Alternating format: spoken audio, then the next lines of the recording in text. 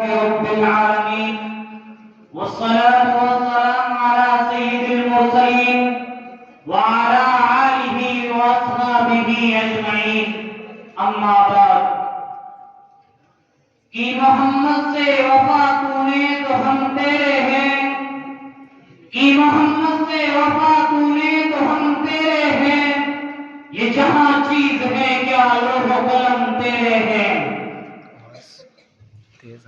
عاشقان نبوت، شہدائیان رسالت، یہ نیل بھوگگن، یہ فلک دوست پربت، یہ زرزب و شراب چمن، یہ مسکراتی کلیاں، یہ گنگناتی فضا، ان غریبوں کی صدا، بلبلوں کی ندا، رات کی تاریکی میں آسمانی چادر پر جھلملاتے تمکمے، دن کی رونائیوں میں جگمگاتا آفتاب، پھولوں کی مہک، پرندوں کی چہک، ہنسی وادیوں میں گرتے آبشاروں کا دلکش منظر، ساحلوں اور جزیروں کا سحر انگیز ازل کس کی طفیل میں وجود پذیر ہوئے۔ انسانی تبدیل، ہماگیر نعمتیں، جنت کی بہاریں، جہنم کے نظارے، اور یہ ہے کہ کائنات اور کائنات کی تمام چیزیں کون سی اعلیٰ صفت شخصیت کے سبب علم سے وجود میں آئی۔ سامعین، استاد اقدس کو کون نہیں جانتا، فخر موجودات کا کسے علم نہیں، ہاں وہ محمد صلی اللہ علیہ وسلم کی ذات اقدس ہے، جنہیں قرآن کریم انک لعلی خلق عظیم کے خطاب سے نوازتا ہے، سراج منیر کا عطا کرتا ہے۔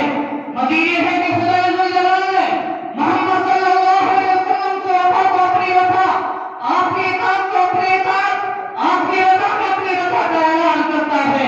قل ان کنتم تحبون اللہ فاتبعونی یحببکم اللہ۔ یقیناً اسی اصول اور آئین میں، اسی حکم و اسلام میں ہماری فلاح کا مدار ہے، کیونکہ جب ہم ماضی کی داستان پر نظر اپنی ڈالتے ہیں تو دیکھتے ہیں کہ عمر ثانی کا ضلالت و ہلاکت کی گرہ میں کیسے پہنچی۔ ابلیس کو کس چیز نے آسمان سے نکال کر زمین پر پٹک دیا۔ نوح علیہ السلام کے زمانے میں اہل زمین کو کس چیز نے گرفتار کیا۔ تیزت و نادی کو قوم عاد پر کیوں مسلط کیا گیا۔ سدائے فردوس کو قوم سمود کے کلیجے کیوں پھٹے۔ بنی اسرائیل کا کیا حال ہوا، ذرا ٹھنڈے دل سے غور کیجیے، وہ کیا چیز تھی۔ عزیزو، اگر ان فرمانی نہیں تھی تو پھر کیا تھا۔ قرآن کا بجا اعلان کرتا ہے ما کان اللہ لیظلمہم ولکن کانوا انفسہم یظلمون۔ شہدائیان نبوت، قانون خدائی اور دستور الہی کے مطابق امام الانبیاء باعث کن فتح رحمت للعالمین نے جب اپنے مشن کو جاری کیا، جب توحید اور رسالت کا علم بلند کیا، تو خدا نے قدوس نے فرمایا اے لوگو سن لو، راہ وفا یہی ہے، راہ وفا یہی ہے۔ رسول اللہ صلی اللہ علیہ وسلم سے جب تک اپنے جان مال اور اولاد سے زیادہ محبت نہ ہوگی، اس وقت تک تم مشن رسول کے دعوے میں نہ بھی سکو۔ عمر جیسے بے خوف اپنے پاس سے جب نبی اعظم نے دریافت کیا، جب آپ کو معلوم ہوا کہ دنیا اس کے ہاتھ سے زیادہ جب تک حب رسول نہ ہوگا، محمد سے وفا کا دعویٰ کامل نہ ہوگا۔ ابو بکر نے وفا کی صدیق اکبر بن گئے، عمر نے وفا کی فاروق اعظم بن گئے، عثمان نے وفا کی غنی ہو گئے، علی نے وفا کی حیدر قذاف بن گئے، اور صحابہ نے وفا کی رضی اللہ عنہم کے خطاب سے نوازے گئے، جنت کی بشارتیں سنائی گئی۔ عشق نبی میں جتنا ہو ایثار کم نہیں، عشق نبی میں جتنا ہو ایثار کم نہیں، اس راہ میں جو جان دی جائے تو غم نہیں۔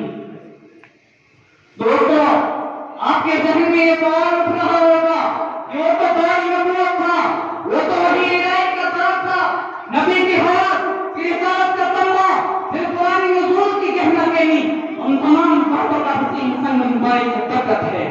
لہذا تمام حضرات نبی کے نظروں میں ایسا تبدیل ہو گئے۔ یہی وجہ تھی کہ جن پہ ان کی کرن پڑی، دنیا بدل گئی، دل کے نہاخانوں میں نورانیت پیدا ہو گئی، اور ذرہ ذرہ میں تابہ بن گیا۔ میں اپنی تقریر کو اسی بات پر ختم کرتا ہوں، وما علینا الا البلاغ۔